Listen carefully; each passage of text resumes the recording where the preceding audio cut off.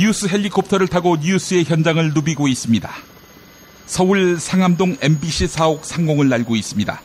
그동안 페이스북에서 극우 인터넷 커뮤니티 일베를 옹호하고 강남역 살인사건을 정신질환자의 살인이라고 규정해서 물의를 빚어온 MBC 김세의 기자가 뉴스데스크 리포트 조작 논란에 휩싸였습니다.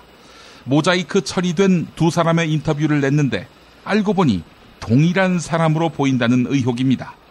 그러니까 한 명을 두 명인 양 조작한 것으로 의심되는데요. 사실이라면 기자윤리상 있을 수 없는 보도 조작이며 중징계감입니다. 이에 대해 MBC 측이나 김세의 기자나 답이 없습니다. 엊그제 김세의 기자는 백남기 농민의 딸 백민주화 씨를 비난했지요. 아버지가 아프신데 시댁 식구하고 여행 갔다며 말입니다. 백민주화 씨의 아버지는 박정희 정권에게 탄압받으면서도 민주화 운동을 벌인 분이고 김세희 기자 아버지는 사실상 박정희로부터 임명받은 국회의원, 즉 유정회 출신이지요. 어떤 아버지가 더 정의로운 길을 걸었는지는 대략 감이 잡히는데요. 리포트 조작 논란의 진상이 가려지면 누구의 자식이 더 부끄러운지 판가름이 나겠네요. 서울 여의도 국회 상공을 날고 있습니다. 김세의 기자는 일베를 옹호하지만 일베를 즐기는 일베 유저인 국회의원이 있습니다. 바로 김진태 새누리당 의원입니다. 김진태 의원이 국민의당 박지원 비상대책위원장과 같은 당 최경환 의원에 대해 종북 공세를 펴더니 박지원 위원장에 대해서는 간첩에 비유하기까지 했습니다. 국회의장에 대해서는 세균으로 비유하고 공당의 대표인 제2야당 비상대책위원장은 간첩에 비유합니다.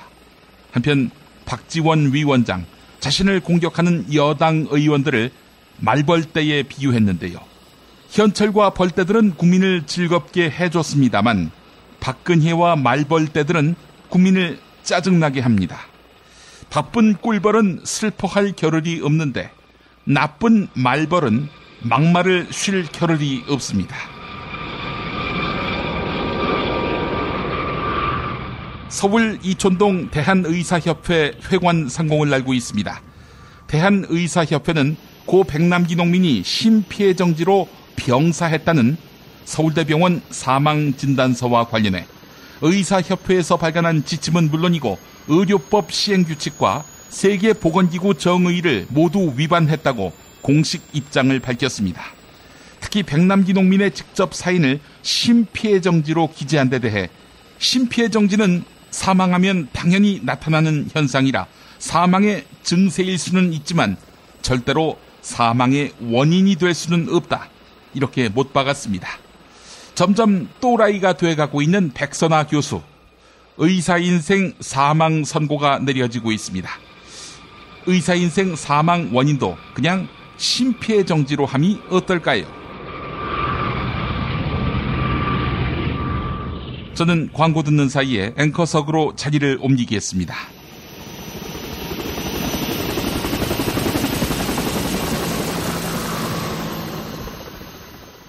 야, 근데 홍어가 진짜 그렇게 몸에 좋아? 아이 끝내준다니까. 근데 비싸지? 열나 싸고 열나 맛있는 홍어가 있다니까. 어디? 알싸한 홍어.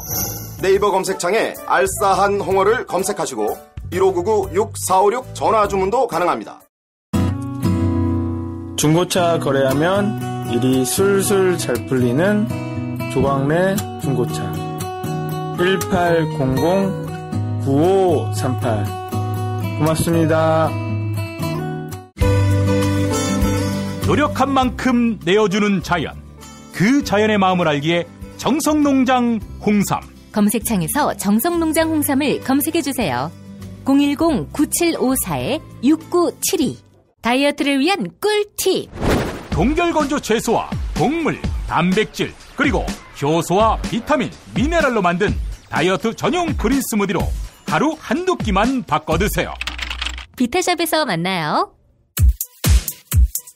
조선에 딸로서 잘하는 죄밖에 없는데. 남북 통일 만세!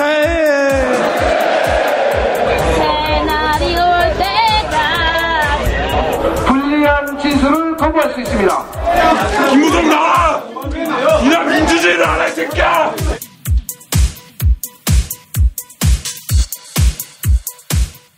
뉴스는 현장이다로 이어갑니다. 공공노조가 정부의 성과 연봉제 도입에 반대하며 총파업을 벌이고 있습니다. 또한 공공노조는 경찰의 물대포에 맞아 세상을 떠난 고 백남기 농민의 유가족과 연대의 뜻을 표하고 있는데요. 박원순 서울시장이 요즘 중요한 이슈로 떠오르고 있는 성과 연봉제와 경찰의 폭력에 대해 입장을 밝혔습니다. CBS 라디오 김현정의 뉴스쇼에 출연한 박원순 서울시장 인터뷰 들어보시죠. 공공기관이라는 게 수익을 쫓는 곳이 아니잖아요. 예. 그러니까 성과라고 하는 물리적 수단으로 줄 세우기 하면 안 된다. 오히려 공공성이라든지 안정성을 제대로 담보해야 된다. 지난번에 생겼던 그 구의역 사고 보십시오. 결국은 효율성을 쫓는다고 이른바 신자유주의라는 이름으로 외주를 준 거지 않습니까? 저는 이런 시장 만능, 성과 만능이 만든 결과다. 그동안 우리는 너무 성장이라든지 물리적 성과에만 매몰돼 갔고요. 사람이라든지 생명이라든지 안전이라는 가치를 소홀히 한 거예요. 그래서 대한민국이 세월호와 같은 사고공화국이 일어났고 인명이 경시하는 사회가 됐죠. 뭐 서울시 경우에 예를 들어서 시립병원이 연간 한 700억 정도 적자를 보거든요. 왜냐하면 우리는 쪽방촌이라든지 노숙인이라든지 영세한 취약계층 이런 분들을 위해서 치료를 하다 보니까 적자가 생기는 거예요. 그건 큰 적자잖아요. 공공성을 위한 적자라면 우리가 감수해야지. 그걸 평가하고 성과내라 다그칠 일이 아니다. 이익을 내려고 해서는 안 된다. 이런 말씀이세요. 그렇지는 않습니다. 저는 평가는 하는 게 맞죠. 평가를 하는 게 맞다면 거기에 맞게 또 월급도 좀 차등해서 지급하면 어떻겠느냐. 이거는 그럼 왜 반대하십니까? 저희들이 지금 그런 여러 가지 인사라든지 사실 급여에 있어서도 이미 나름대로 하고 있습니다. 그런데 이런 안전이라든지 공공성 평가가 훨씬 더 중요하다는 거죠. 그리고 뿐만 아니라 지금 뭐 한간에서는 정부안대로 하면 진짜 대통령부터 성과연봉제 도입하자 이런 주장들이 있습니다. 동의하세요? 하려면 대통령부터 해야 된다? 아니 대통령이 국회의원이나 장관이나 힘쓰는 사람들은 그러면 성과연봉제 안 하고 노동자만 하냐? 그러면 대통령 직무를 또는 국회의원 직무를 그렇게 성과연봉제로 어떻게 평가하겠냐. 말하자면 우리 국민들은 그런 이제 의문을 제기한다는 것이죠. 그래서 저는 이번에 차제 서울시만이라도 공공기관의 평가의 잣대를 완전히 바꿔볼 생각입니다. 공공기관이 얼마나 수익을 내느냐가 아니고요. 공공성을 얼마나 잘 실현하고 있는가. 국민의 안전을 얼마나 잘 지키고 있는가. 기관 전체를 평가한단 말씀이시군요. 그렇죠. 노동자 개개인이 아니라. 기관을 독려해야죠. 왜냐하면 뭐 세월호뿐만 아니라 이런 많은 사고들, 지진 이번에 이런 사태를 보면서 정말 안전이라든지 또 공공성을 중요하게 생각하지 뭐 당장 누구의 월급을 얼마나 깎느냐 뭐 이걸 더 중요하게 생각하겠습니다. 알겠습니다. 경찰이 살수차 그러니까 물대포 사용할 때 서울시에서 물을 공급을 해주죠. 뭐 경찰이 달라는 물이니까 당연히 줘왔던 건데 이거 어떻게 생각하십니까? 이제 앞으로는 안 됩니다. 왜냐하면 사실 이제 소방재난본부가 서울시 산하기관입니다. 그런데 이 소화전에 쓰는 물이라는 것은 화재를 위해서 화재의 어떤 이 진압을 위해서 쓰는 것이거든요. 아니 이거 지금 데모 진압을 위해서 그 물을 쓰게 하는 것은 용납하기 힘들죠. 이제는 따져보고 주겠다 이 말씀이시죠? 조간 브리핑에서 전해드린 대로 박근혜 정부 들어서 미르재단, K스포츠재단, 청년희망재단 등의 대기업이 출연한 금액이 모두 2,164억에 달합니다. 미르재단과 K스포츠재단은 현 정권 권력형 비리의 온상으로 주목받고 있는데요. 그보다 먼저 설립된 청년희망재단 또한 두 재단과 다르지 않다. 그러니까 청년희망재단에도 권력형 비리 의혹이 있다. 이런 주장이 나왔습니다. TBS 라디오 김어준의 뉴스 공장에 출연한 더불어민주당 한정혜 의원 인터뷰 들어보시죠. 대통령의 제안을 하고 그리고 1호 가입을 하셨고 그리고 발기를 고용노동부 장관이 했고 그리고 정부에서 관리했으니까 사실은 민간단체라고 부르기는 어렵네요. 그죠? 지금 와서는 민간단체라고 하고 있습니다만 민간단체라고 보기는 어렵고요. 사실은 공적인 업무를 하고 있는 사실 정부 산하기관과 거의 똑같고요. 똑같은데 다만 이게 예산이 뭐 국고라든지 이런 일반 회계에서 지원되는 것이 아니라 국민들이 자발적으로 모은 기부금과 그리고 기업들에서 낸 모금 이런 것들로 해서 운영이 되고 있는 형태라고 봐야 되는 거예요. 그러니까 민간재단이라고 이야기하는 근거는 이게 이제 정부 지원금으로 하는 게 아니라 민에서 자발적으로 돈을 모금했다. 거기 주민조세라고 봐야 되겠죠. 네. 그런데 이제 여기서 문제 삼으시는 건 그렇게 자발적으로 모인 게 아니라는 문제인가요? 자발적으로 모인 게 아닙니다. 이제 그 청년희망재단이 노동부판 미르재단이다라고 얘기는 하고 있는데 이게 알려지기를 늦게 알려져서 그렇지 사실은 청년희망재단이 가장 먼저 시작을 했습니다. 그 다음에 미르재단이 나왔고 그 다음에 K스포츠재단이에요. 예. 일자별로 보면 청년희망재단은 2015년 10월 19일 날 설립을 했고요. 실질적으로 기업 또 대통령께서 처음에 천명을 하실 때 개별 기부만 하자. 개인별 기부만 하지 기업으로부터는 돈을 받지 않겠다라고 천명을 하시는 바람에 각 기업에서는 기업의 이름으로 낸 것이 아니라 기업 오너의 이름으로 임원들의 이름으로 각출하는 방식이 되었던 것이죠.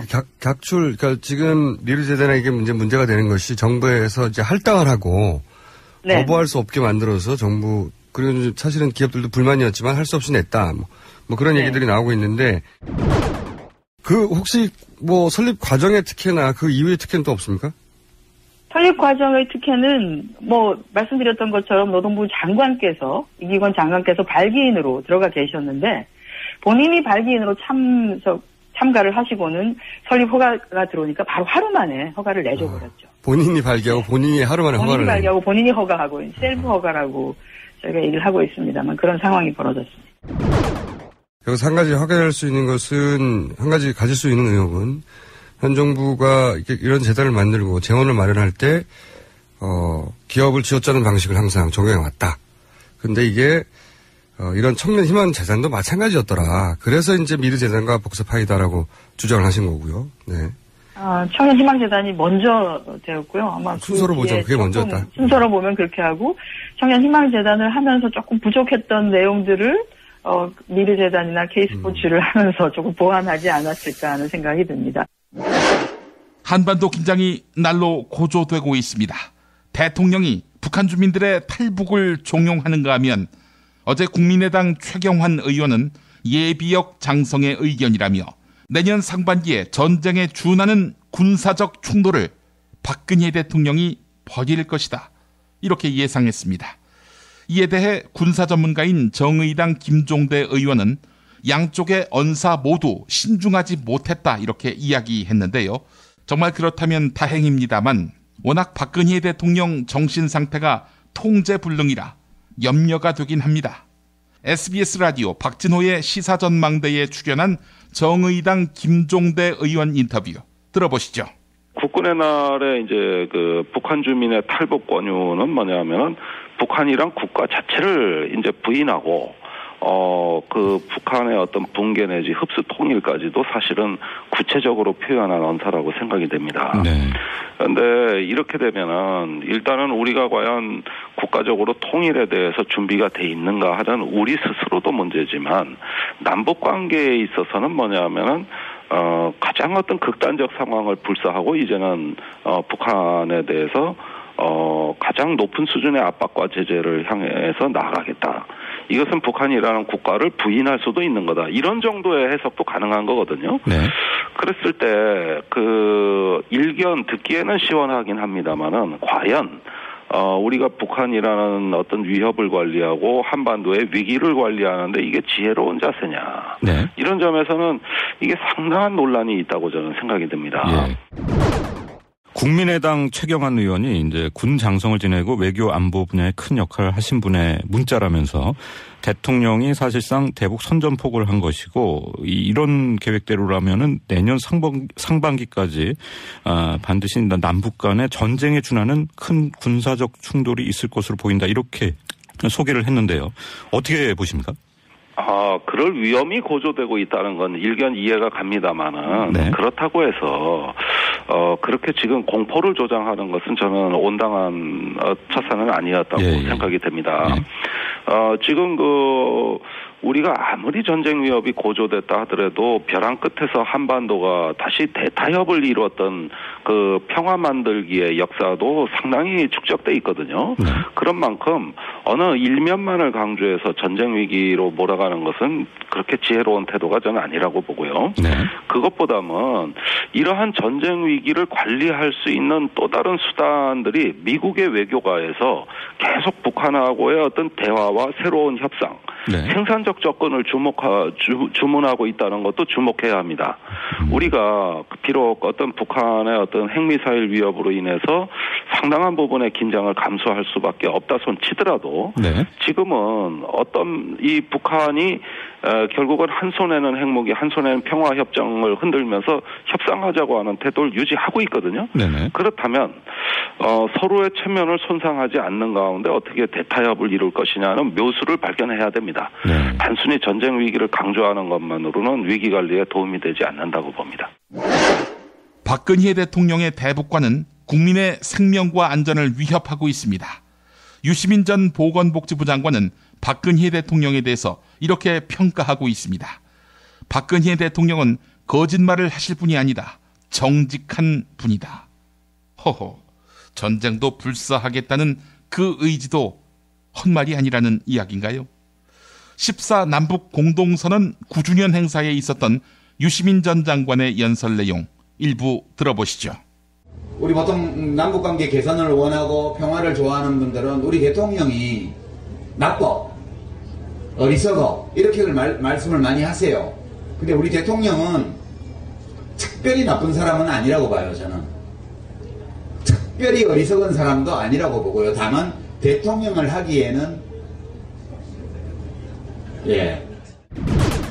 사실 우리 대통령이 그저께 국군의 날 기념사에서 남쪽으로 오세요, 자유를 찾아서 오세요, 이건 진짜 생각 없는 말이에요. 생각이라는 것 자체가 없기 때문에 하는 얘기예요. 생각이라는 자체가 없어요. 제가 이제 만약 둘이 대화를 한다면 썰전에서 뭐 출연하셔갖고 대화한다면 물어보고 싶어요.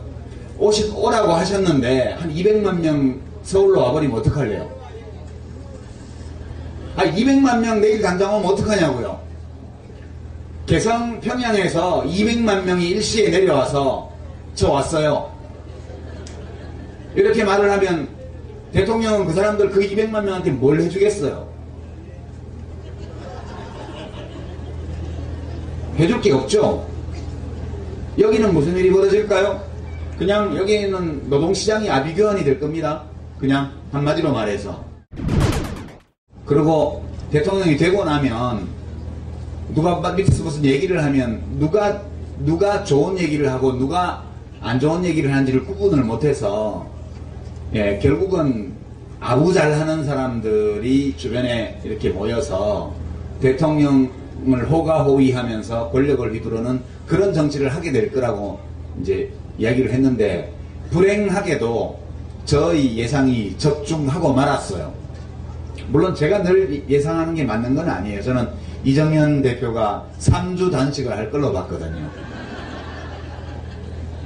그게 국정감사가 끝날 때까지 기간이 그랬는데, 그러려고 그랬던 것 같아요. 그런데 제가 그분의 능력을 과대평가한 것 같아요. 3주일씩이나 단식을 할 능력이 없는 분이더라고. 일주일 만에 아웃 그렇게 했는데, 이명박 대통령보다는요 박근혜 대통령이 훨씬 바뀌기 어려워요. 이명박 대통령은 때로 알면서도 나쁜 짓을 하던 사람이에요. 이게 나쁜 짓인지 알면서도 하던 사람이에요. 요거는 속이는 거야 라고 생각하면서 속인 사람이에요. 근데 정말로 이명박 씨가 댐을 강에 볼을 만들어서 물을 가두면 맑아진다 이렇게 생각했을까요? 저는 아니라고 봐요. 물 좀 나빠지겠지. 그럼 어때? 이렇게 생각했겠죠. 이거 알고 거짓말한 거예요. 박근혜 대통령은 알면서 거짓말할 뿐이 아니에요. 완전히 정직하게 지금 하고 있는 거예요. 자기 생각 그대로. 그래서 진짜 바꾸기 어려워요. 그래서 저는 이제 앞으로 1년 반 동안도 남북관계에 어떤 작은 변화도 안 일어날 거라고 봅니다. 미궁 장사랑, 요건 내가 할 말이 있어요. 똥은 싸고 다니냐? 미치도록 싸고 싶다. 빅동의 추억. 미궁 장사랑! 구렁이똥 이뻤다. 장이 살아야 내 몸이 산다. 혈중 콜레스테롤 개선과 배변 활동에 도움을 주는 건강기능식품입니다. 빅동의 추억.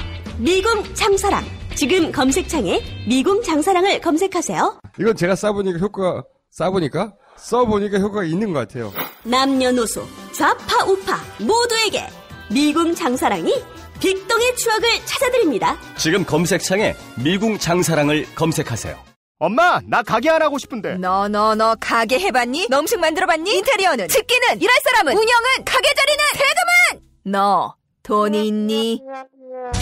나는 요술램프 몬스터 셰프다. 네가 원하는 모든 것을 들어주마. 맛집의 맛을 똑같이 만들어주실 수 있어요? 맛뿐만 아니라 돈과 청음의 모든 비법을 알려주겠노라. 야하! 이젠 걱정 고민 끝! 네이버 검색창에 몬스터 셰프라고 쳐주세요. 상담 문의 02-458-8838 몬스터 셰프. 정권 교체를 함께 염원하는 직원들로 똘똘 뭉친 판촉물회사 네피알로 삼행시 갑니다. 내가 아는 사업이나 행사를 PR하기 위한 알짜배기 판촉물 회사. 선물, 기념품, 답례품을 구하신다면 우리 편 회사 네피알을 찾아주세요. 3만 가지가 넘는 물품을 대기해 놓고 있습니다. 네피알로 인터넷 검색창에 입력하시거나 032-519-4800으로 연락주세요. 카카오톡 아이디는 네피알입니다. 팟캐스트 듣고 연락주시면 더 깎아드립니다. 존경하고 사랑하는 국민 여러분, 일산 라페스타에 있는 풍무 양고기, 즉석에서 숯불에 구워먹는 양갈비하고 양꼬치, 이거 맛보시면 다른 걸 찾지 않아요. 게다가 고기 연기를 몽땅 밑으로 뽑아본 게 옷에 냄새도 안 배고 환경이 겁나게 좋아 보여요. 이렇게 맛있고 시설 좋은 양고기집, 고기 못 해봤을걸. 의창 어찌 생각하는가? 무능하고 부패한 양고기집은 아니지요. 씨발 뭔 소리여 그것이? 나가 만날 가는디 못하냐 씨방. 빨리 예약들 안 하고 말하자면 031-902-9292.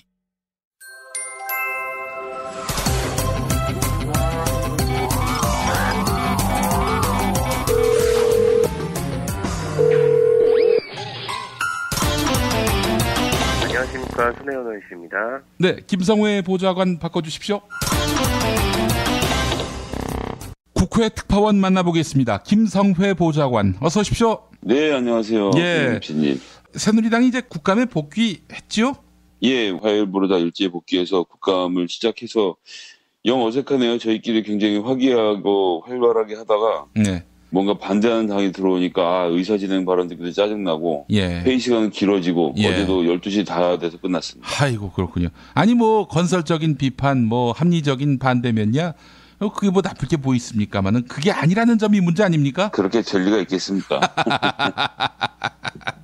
예, 알겠습니다. 자, 지금 일단 현안이 백남기 농민 서거와 관련해서 지금 뭐 경찰이나 서울대 병원의 행태 도무지 납득할 수 없다는 국민들이 들고 있는데 결국 야당이 특검 카드를 꺼냈어요. 네, 그렇습니다.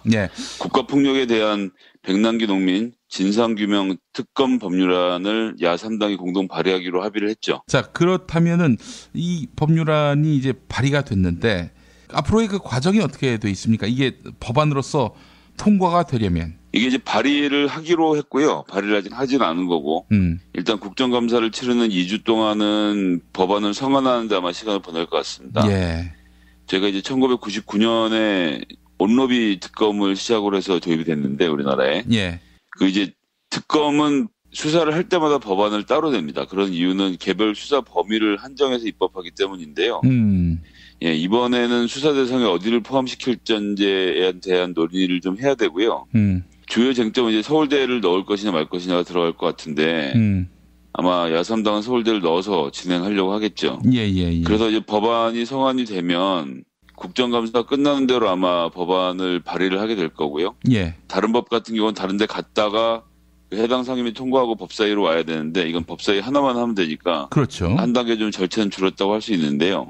백남기 농민 진상규명 관련돼서 또 가장 열심히 싸우셨던 우리 박주민 의원이 예. 안행위에서 법사위로 옮겨서 포진을 하고 있어서 저희는 든든한 게 하나 있고요. 예. 근데 이제 문제는 새누리당 멤버들이 뭐 또 만만치 않다는 거예요. 일단 법사위원장 아주 어마어마한 분이시죠. 권성동 위원장이 계시고 예. 간사가 또 못지 않습니다. 김진태 간사. 그래서 이런 분들하고 같이 해야 되는데 저희가 하나 희망을 볼 수 있는 건 이제 총 17명의 법사위원이 있는데 예. 그중에서 새누리당은 고작 7명에 불과하다는 거고 더불어민주당이 7명, 그다음에 국민의당이 2명, 정의당이 1명에서 야권이 공조할 경우 10대 7이라는 좀 숫자적으로는 나름 압도적인 구성이 가능합니다. 그래서 법안을 내면 예. 새누리당은 바로 안건조정소위원회를 또 신청을 할 거예요. 그래서 몇 달 동안 또 미루도록. 3달 미루는 거죠. 이번 국정감사 얼마나 웃겼냐면 교문위도 이제 하면서 미루 때문에 증인 신청을 하려고 저희가 시도를 했지 않겠습니까? 예. 야당 단독으로 하고 있던 중이니까. 예. 그래서 이제 상임위원장도 국민의당, 나머지 이제 참석하고 있는 의원들도 전부 다 국민의당하고 더불어민주당 의원들밖에 없어서 예. 증인 신청을 하면 되지 않느냐는 좀 질문을 많이 받았는데 할 수가 없었던 게 새누리당 의원들은 아무도 안 왔지만 밖에서 직원이 하나 기다리면서 안건조정 소위 안을 내려고 증인 신청을 하면 그걸 또 안건조정 소위에 집어넣는 거죠.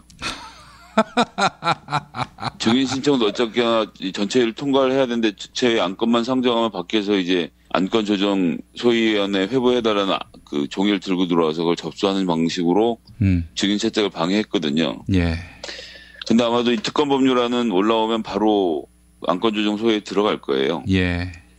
근데 차이가 있다면 안건조정 소위에 들어가서 90일 동안 뭐 계류 기간이 있는데 야당은 뭐 계류 기간 기다리자는 겁니다. 기다리고 나면 10대 7이니까 네. 그 10대 7은 숫자적 우위를 가지고 좀 해볼 수 있지 않겠냐 생각을 하고 있는 거고요. 그렇게 되는 경우에는 연말은 넘어갈 거로 보고 있는 겁니다. 아니, 물론 그 중간에 원내대표들 간에 합의가 이루어져서 그냥 특검이 진행될 가능성도 여전히 남아 있고요. 예. 그 워낙 무리하셨잖아요. 우리 백선아 주치의도 그렇고 또 우리 대통령의 주치인 서창석 교수도 그렇고 여기 이제 경찰의 부검 시도까지 해서 국민들이 너무 납득할 수 없는 수준까지 지금 밀고 가는 것이 문제인 것 같아요. 전문가 집단들이 전부 다 병사 아니라고 하는데 백선아 씨 혼자서 이 병사라고 주장하는 것을 얼마나 더 오래 할 수 있을지 전 뭐 외압이 없었을 수 있다고 생각하거든요. 자기 자신이 그렇게 믿는 걸 어떻게 하겠습니까? 나도 서창숙 교수처럼 이단번에 대통령 주치의도 하고 서울대 병원장도 해야 되겠다는 꿈을 가지면 외압이 무슨 필요하겠습니까? 이 독재보다 더 무서운 게 자기 자신이 충성하는 이런 자발적 사회를 만드는 거거든요. 그래서 서울대 풍경은 완전하게 정치적 논리에 놀아나는 몇 사람의 의사들 때문에 전체 의료계가 욕먹고 있는 게 아닌가 하는 그런 생각을 해봅니다. 예. 그 세월호 특조위를 연장하는 그런 법안도 야당이 이제 수적 우위를 앞세워서 통과시키려고 해도 이게 또 안건조정 소위로 넘겨서 90일 또 미뤄지게 되면은 이게 결국에는 무위가 되는 거 아니냐. 지난번에 이 시간에 말씀하지 않으셨습니까? 그 건 또한 석 달 기다리면 어떨까요? 그런 이야기들도 있죠. 그래서 아예 90일 기다렸다가 논의해 볼 수 있는 법안으로 내자는 얘기도 갖고 있는 게 사실이긴 합니다. 90일 동안 그렇게 미룬 다음에 90일이 지나면은 뭐 더 이상 뭐 태클을 걸 수가 없게 되는 겁니까? 그럼? 그렇죠. 그렇게 되면 이제 해당 상임위에서 이제 논의를 해야 되는데 농해수위와 법사위는 저희가 야당이 다수기 때문에 해볼 만한 거죠. 자, 법사위 위원장이 지금 새누리당이고 하니까 쉽게 또 회부가 돼서 통과시키기 어려운 구조긴 한데 왜 이렇게 원구성 협상을 했는지 참 답답하기 이를 데가 없습니다. 예, 여하간 갈 길이 먼데 의장이 직권상정은 못합니까? 이 건과 관련해서? 예를 들어서 세월호 같은 경우는 조금 다른 경우라고 보고요.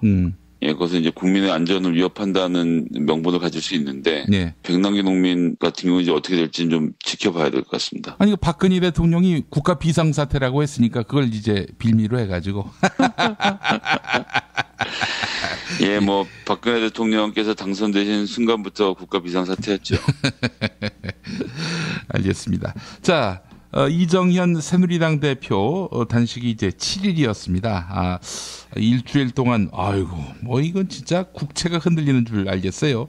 장악당한 언론을 보면 말입니다. 예. 네, 그 뭐 엄청났죠. 저도 이제 뭐 소시적에 단식 좀 해봤는데요. 예. 매우 무기력해지고 밥 먹고 싶고 이제 뭐 이러는 것 한 3, 4일 정도고 예. 지나가면 기운이 없긴 해도 예. 아무것도 먹는 게 없는데 복통이 생긴다. 저는 이게 잘 모르겠어요.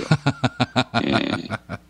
그래서 뭐 제가 친하게 지낸 새누리당 모 보좌관은 소문에 이정현 당대표가 1인 지하 만인 지상이라고 하는데 만인 지상인지 모르겠는데 1인 지하라는 거 확실히 알겠다라는 이런 좀 우스갯소리도 하던데요. 결국은 청와대 정무수석이 2차례 방문해서 대통령의 뜻이 간곡하다는 것을 알린 이후에 즉 대통령께서 내가 하고 있는 이 역사적 단식 투쟁에 대해서 완전히 알아주셨음을 깨달은 다음에 단식을 중단한 거 아니겠습니까? 예. 그래서 뭐 이건 우리 저 추미애 대표께서 말씀하신 대로 그 대통령이 그냥 잘 보이고 싶어서 한 거니까 대통령이 장하다 잘했다고 하면 끝날 거라고 했는데 예, 예언이 정확히 좀 들어맞은 케이스가 아닌가 싶습니다. 자, 우리 보좌관들끼리는 뭐 이래저래 뭐 대화를 많이 나누시잖아요. 네, 그렇죠. 새누리당의 국회의원을 모시고 있는 보좌관들은 이정현 대표 단식에 대해서 어떤 생각을 갖고 있던가요? 창피하죠. 뭐 명분도 사실 뚜렷지 않고 게다가 그 김재수 해임안은 대통령이 부결시킨 상태에서 뭔가 더 몰고 나갈 명분도 없는데 문 대표는 광화문에서 단식하실 때 그렇게 안 했거든요. 예. 좀 의젓하게 할 것인데 그걸 당대표실에 들어누워서 어머니 저 죽어요 해가면서 하는 이 모든 것들이 짜증이 나는 거예요. 이 국회 보좌관들도 뭐 새누리당이든 민주당이든 어쨌거나 자기 직업에 대한 자긍심을 갖고 일하는 사람들인데 예. 당의 대표라는 사람이 그 며칠 굶지도 않고 그렇게 두루눕다 결국 마스크 쓰고 무슨 응급차에 실려서 나가는 걸 보고 있자니 참 굉장히 씁쓸해들 했습니다. 아, 그렇군요. 전반적으로는 일반 국민의 인식과 다르지 않다. 네, 뭐 똑같습니다. 그 특히 옆에서 더 가까이서 지켜보는 입장에선 국회의원 뭐 사실 가오가 중요하지 않습니까? 체면을 중시하는데 그 정도 각오도 없이 단식 시작했다는 건 사실 창피한 일이죠. 이제 7일밖에 안 한 것에 대해서도 상당히 좀 빈축하고 있다 이렇게 봐야 되는 겁니까? 예, 그렇죠. 뭐 이게 단식이라는 것은 정말 가진 것이 없는 사람들이 마지막 수단으로 사용하는 건데 집권 여당의 당대표라고 하면 정말 막강한 힘을 갖고 있거든요. 예. 그런 힘들을 놔둔 채로 그대로 가지고 유지한 채로 단식까지 하는 거. 자기들이 원할 때 문 열면 와서 사진 찍어주는 기자 있죠. 그리고 기도실 전 뭐 잘 모르겠지만 기도실 그 문 열어달라고 하면 보좌관이 가서 10분 전에 문만 열어놓으면 되는데 기도실 앞에 휠체어로 혼자 타고 가서 그걸 붙잡고 있고 또 누군가 가서 사진을 찍어주고 참 예, 세상에 이런 단식이 있었나 싶습니다. 이 앞으로 단식하시는 분들 이정현 대표에게 쏟아졌던 비아냥과 조롱이 그분들에게 또 쏟아질까 전 그런 것도 좀 걱정이 되고요. 예. 진정성을 증명하는 게 점점 더 어려워지는 거 아닙니까? 예. 그 이정현 대표의 이 단식 글쎄요. 우리 김성회 보좌관 보시기에 득이 있었다고 봅니까? 이정현 대표한테. 또 정세균 의장도 실이 있다. 잃어버린 게 있다.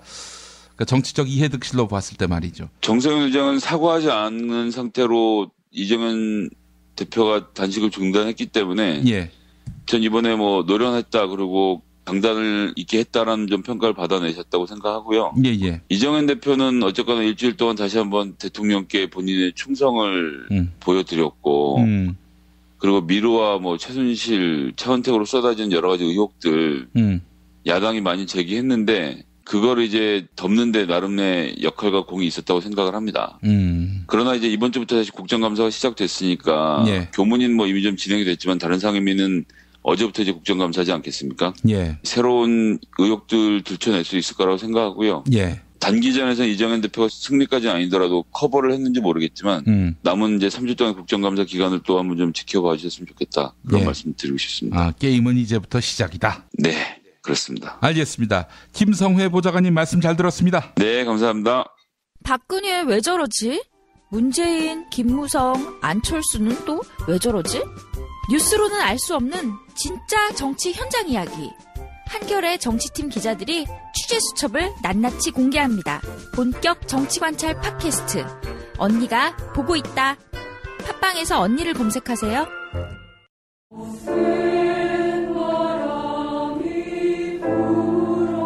전태일 열사의 어머니, 노동운동가 이소선 여사를 기리는 이소선 합창단의 초청 공연에 여러분을 초대합니다.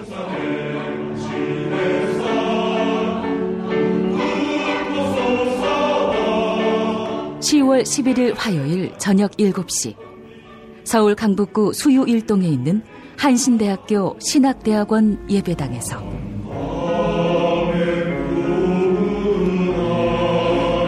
투쟁 현장에서 가슴으로만 났던 이소선 합창단의 선율, 가을의 중심에서 함께 만나보세요.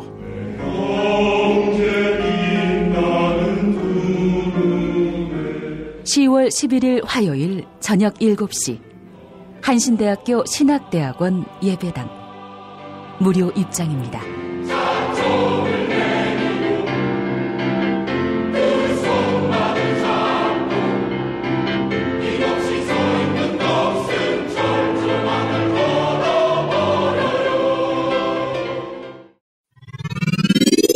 한겨레 정치바와 함께하는 정치 한 건에 써. 한겨레 김태규 기자 만나겠습니다. 김태규 기자님.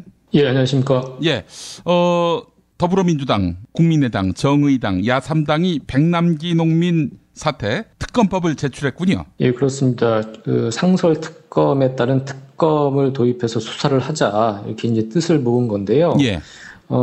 그전에는 어떤 특별한 사안이 있을 때마다 그 해당 사안에 대한 특검법을 따로 만들어서 발의를 하고 예. 그걸 통과시켜서 특검을 가동시키고 그랬는데 2014년에 상설특검법이라는 게 도입이 됐습니다. 그러니까 어떤 일정한 사건이 되면 저절로 그것을 이제 특검으로 가져가서 수사를 하게 할 수 있는 건데요. 그러니까 국회 본회의에서 재적의원 과반의 출석과 출석의원 과반의 찬성으로 의결이 되거나 법무부 장관이 필요하다고 판단하는 경우 자동으로 특검 수사로 가는 그런 방식입니다. 이른바 이제 상설특검법이고, 그래서 이 상설특검법에 따라 백남기 농민의 사인 규명이나 이런 부분을 수사하게 하자. 야3당이 이렇게 이제 뜻을 모았습니다. 오늘 오후 2시에 이 법안을 발의를 하게 돼 있는데요. 그런데 지금 보면은 이 상설특검법에서 재적의원 과반의 출석, 그 출석의원 과반의 찬성으로 의결되면 된다고 했으니까 국회 선진화법에 따른 180석, 5분의 3 의석 이상의 찬성이 필요 없고 지금 야3당의 뜻만으로도 특검법이 통과가 되는 거 아니냐 이렇게 생각할 수 있는데 앞으로 또 절차가 남아 있습니다. 뭐냐면 특검법이 이렇게 발의가 됐더라도 법사위에서 그러니까 관련 상임위죠. 법사위에서 이 심사를 해야 되거든요.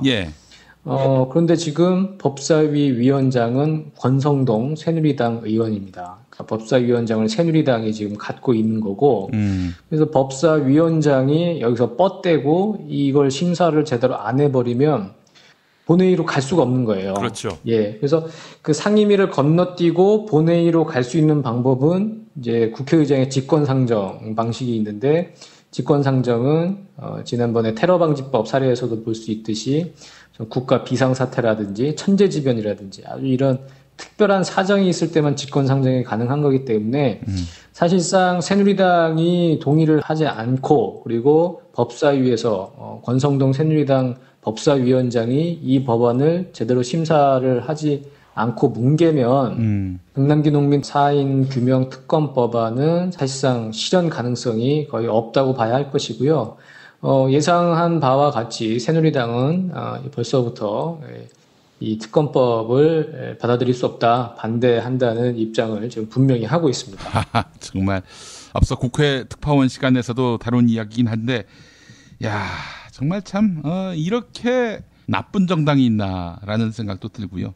예, 아니 무슨 다른 것도 아니고 진상규명하자는 건데 정권에게 불리하면 그 진상규명을 다 그냥 뭉개고 묵살하고 이런 식이니 말이죠. 이 참 새누리당은 이제 지금 경찰과 검찰이 수사 중이고 부검 영장까지 받았으니까 그 시신을 부검해서 사인을 가릴 수 있는 거 아니냐 지금 이렇게 주장을 할 거고요.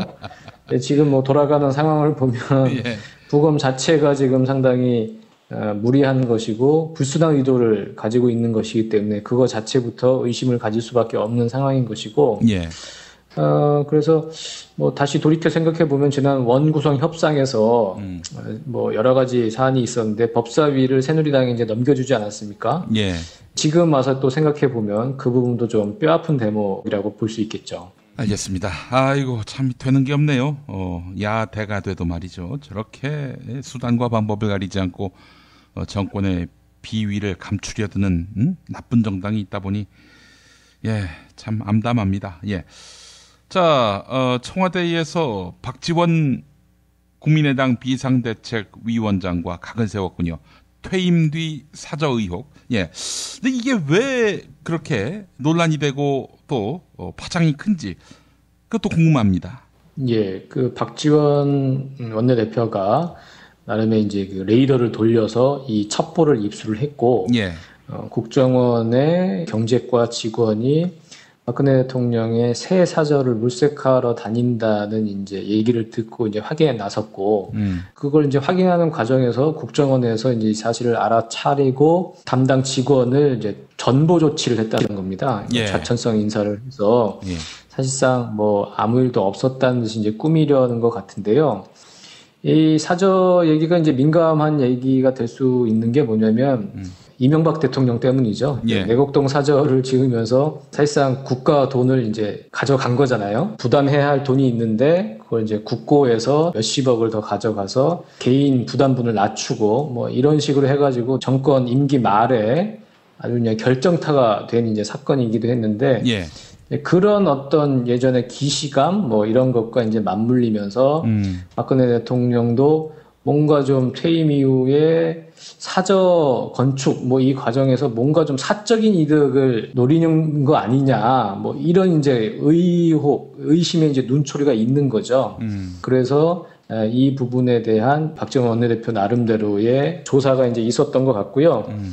뭐 이런 어떤 정치적 맥락이 있기 때문에 청와대에서는 이건 근거 없는 정치 공세고 이미 박근혜 대통령은 삼성동 자택으로 돌아가기로 지금 다 결정이 돼 있다. 이렇게 이제 주장을 하고 나섰는데, 국정원이 그걸 왜 움직였냐고 하니까, 그 관련법에 따라서 경호실과 국정원이 유관기관 간의 보안 및 경호 등 안전상의 문제점에 대해 협의가 진행 중이었다. 그러니까 국정원이 움직였던 내용을 이렇게 설명하고 있거든요. 근데 여전히 궁금한 건 뭐냐면 박근혜 대통령은 퇴임이 아직 500여 일이 남았단 말이에요. 그렇죠. 근데 지금부터 우리 대통령님 이제 퇴임 후에 어디 가서 사시지? 그러면 삼성동 자택 경호는 어떻게 해야지? 이걸 지금 고민해야 할 이유가 없는 겁니다.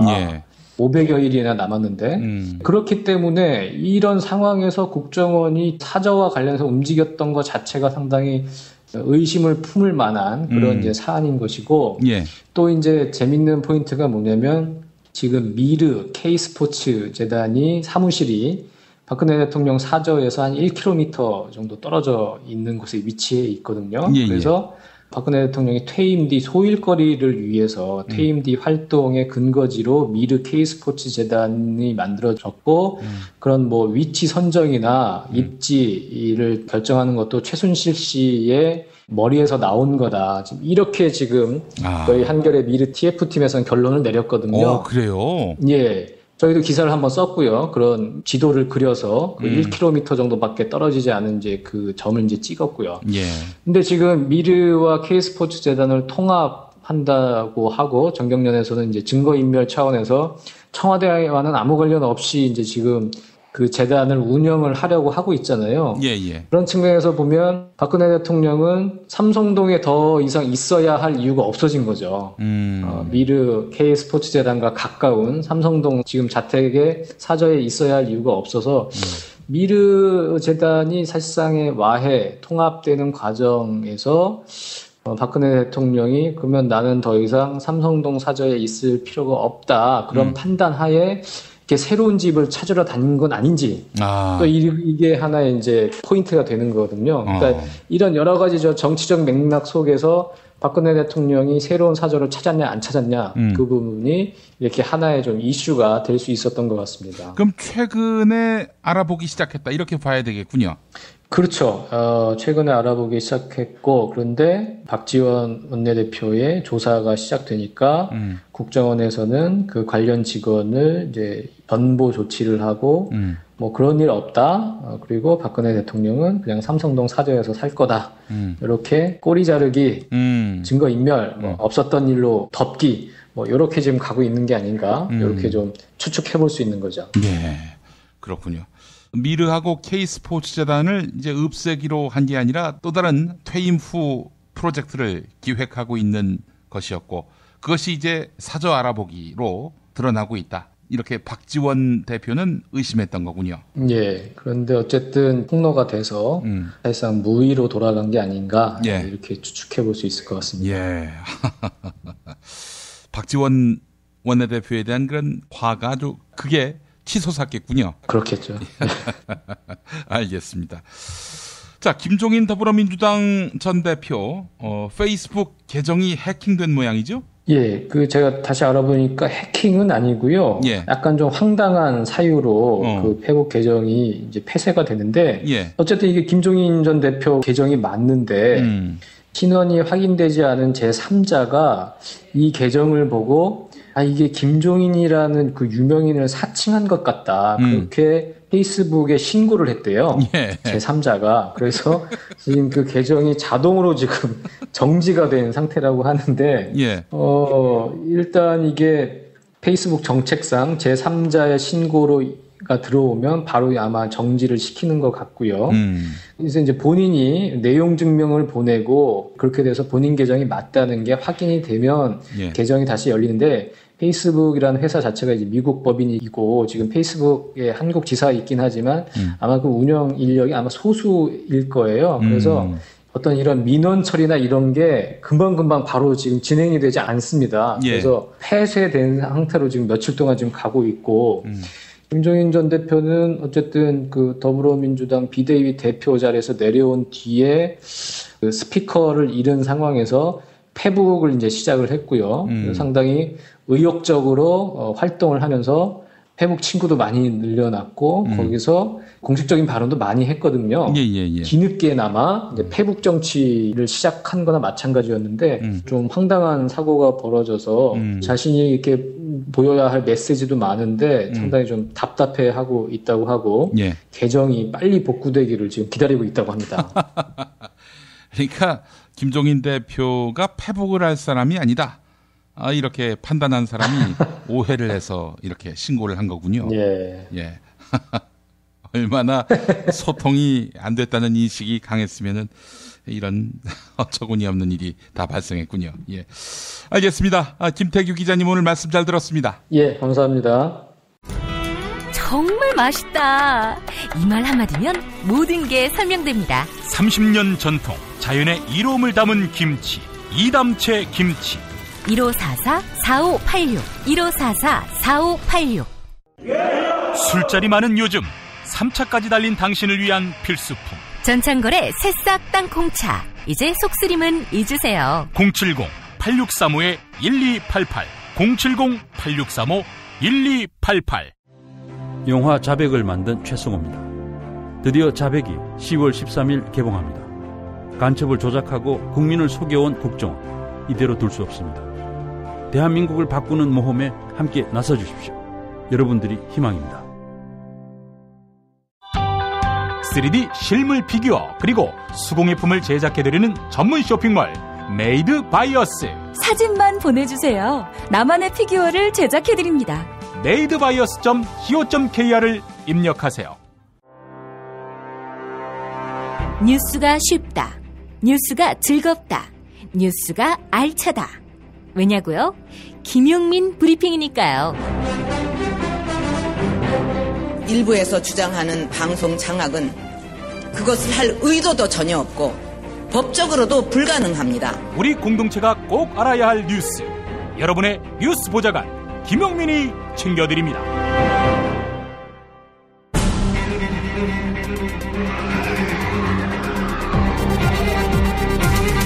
본격 정치 논평. 참여연대 안진걸 공동사무처장 만나겠습니다. 안진걸 처장님.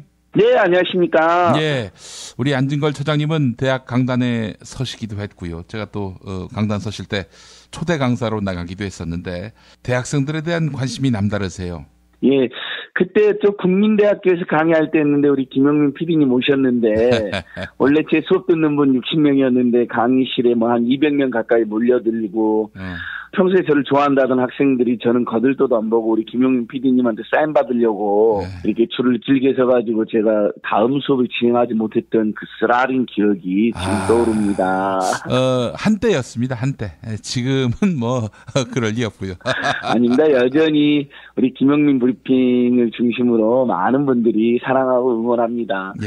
우리 참여연대 회원들도 제가 김용민 브리핑 나간다니까 그렇게 좋아하세요. 많이들 들으시고. 그래서 김영민 브리핑 나가면 꼭 참여연대 팟캐스트 참팟 홍보와 참여연대 후원회원 가입을 적극 공고해야 된다라는 압박도 받고 있습니다. 예. 저도 그래서 우리 안진걸 처장님 때문에 참여연대 회원이 됐습니다. 아, 고맙습니다. 예. 자, 처장님, 요즘 대학가 이슈가 이제 등록금 문제도 있습니다만은 입학금 문제도 지금 대두되고 있는 모양이죠? 뭐 제가 사실 정치 전문가는 아니지만 어떻게 보면 생활 속 이슈, 민생 이슈하고 정치의 관계를 계속 규명을 하고 있잖아요. 예. 사실 그런 입학금이라고 하는 어떻게 보면 지금 대학을 졸업한 지 오래되신 분들은 아련한 기억인데 거기에도 다 법의 허점이 있었거든요. 제일 지금 황당한 게 고려대학교가 입학금만 103만 원입니다. 바로 고려대 옆에 있는 서울시립대는 박원순 시장을 잘 만나가지고 인문계열 등록금 지금 102만 원이거든요. 그러니까 입학금이 등록금보다 더 비싼 황당한 상황인데 원래 예전에 저도 이제 제가 대학 91학번인데 그때 입학금 몇천 원밖에 안 했어요. 예. 그 사이에 등록금하고 같이 막 15%, 20%씩 막 오르면서 어느덧 103만 원, 고려대, 동국대, 홍익대 막 이렇게 100만 원이 넘는 학교도 있고 근데 이제 국공립 때는 또 한 평균 14만 원밖에 되지 않습니다. 아니 입학금이 다 비슷해야지. 사실 입학금이라는 게 입학식 때 소요되는 비용하고 그다음에 대학생활 안내 정도의 비용이 족하잖아요. 그렇죠. 그러니까 아예 안 받는 대학도 지금 서너 개가 있거든요. 전국에서 제가 조사해 보니까. 그러니까 굉장히 양심적인 학교입니다. 인천 카톨릭대라든지 이런 데 아예 안 받더라고요. 그러니까 아예 안 받거나 아니면 처음 받아도 입학식 비용 정도로 해서 한 몇천 원만 받으면 되잖아요. 대학생활 안내 책자 하나 주면 되고. 그런데 103만 원, 102만 원 이렇게 받고 있어요. 대학들이 양심도 없이. 근데 더 황당한 건 이 신입생들이 그 입학금을 안 내면 아예 등록이 안 되잖아요. 그러니까 슈퍼갑이라는 우월적 지를 이용해서 너 우리 대학에 들어올 거면 일종의 합격 수수료를 강요하는 형국이 되어 있고 근데 그 신입생들이 입학금만 내느냐 등록금도 뭐 1년 1,000만 원 가까이 내고 있고 그 전에 요즘은 수신이 무슨 뭐 정신이 해서 여러 대학의 전형을 볼 수 있잖아요. 그때도 뭐 5만 원을 10만 원씩 전형료를 내는 경우가 많습니다. 그래서 들어보면 뭐 예전에는 한 100만 원 가까이 전형료랑 원서대를 냈다 이런 분들도 많아요. 그러니까 사실 입학금 받을 이유가 없습니다. 왜냐하면 원서대 전형료에 이미 상당히 신입생들한테 많이 뜯어내고 있잖아요. 대학들이 비양심적으로 비교육적으로 거기다 등록금 받아내고 거기 입학금까지 만약에 유럽에 있는 대학생들이 한국의 대학을 보면 기절 초풍할 거예요. 아예 뭐 입학금은커녕 등록금도 없고 심지어는 생활비를 이렇게 정부로부터 지원을 받거나 학생수당이나 주거수당 뭐 이런 걸 지급받는 나라에서는 얼마나 황당하겠습니까? 여기는 무슨 대학생이 봉이냐? 어떻게 정부하고 대학이 짜고 학생들이 이렇게 돈을 뜯어내냐 이런 이야기가 나올 수밖에 없는 상황이죠. 예. 하하 참. 이거 원 없는 놈들은 대학 근처도 오지 말라 이런 신호인 건지. 예, 그렇습니다. 자, 입학금 이게 법적 근거가 있습니까? 그러니까 굉장히 중요한 쟁점이죠. 고등교육기관을 다루는 법은 고등교육법이라고 있습니다. 초중등교육법이 있는 것처럼 고등교육법이 있는데 고등교육법을 보면 수업료와 기타 납부금을 징수할 수 있다고 되어 있습니다. 대학 기관이. 근데 수업료는 이해가 되잖아요. 그러니까 기타 납부금 이렇게 되어 있는데 사실 고등교법 어디에도 입학금이라는 표현은 없습니다. 그러니까 법적 근거도 불분명한 것이죠. 네. 다만 교육부가 역시 대학의 편에 서서 국민의 편이 아니라 대학의 편에서 기타 납부금이 입학금을 포함한다 이런 식으로 해석을 하고 있어요. 예. 그리고 이제 고등교법에 의거해서 등록금에 관한 규칙이라는 법규가 있거든요. 거기 보면 입학금은 입학 시에 징수한다 이렇게만 되어 있습니다. 그러니까 법적 근거도 사실은 불분명한 거죠. 그리고 이제 참여연대가 청년들과 소통하려고 해서 부설기구로 청년참여연대를 출범했는데요. 청년참여연대에서 입학금에 대한 정보 공개를 청구를 해봤습니다. 전국의 대학들에게 어디다 쓰며 산정 근거는 무엇이냐? 산정 근거가 없습니다. 그러니까 그냥 100만 원씩 그냥 받고 있는 거예요. 대학생들을 봉으로 잡고. 그래서 그런 부분들이 이미 언론이라든지 국회에서 많이 지적이 되고 있습니다. 심지어 청년참여연대랑 여러 대학의 총학생회가 지금 연대에서 교육부에다가 입학금을 폐지할 의향이 없느냐, 입학금 근거를 뭐라고 생각하냐 하니까 건학이념과 대학 그 전통에 따라서 알아서 책정하고 있다는 식으로 회신이 왔거든요. 그러니까 교육부도 산정 근거가 없다.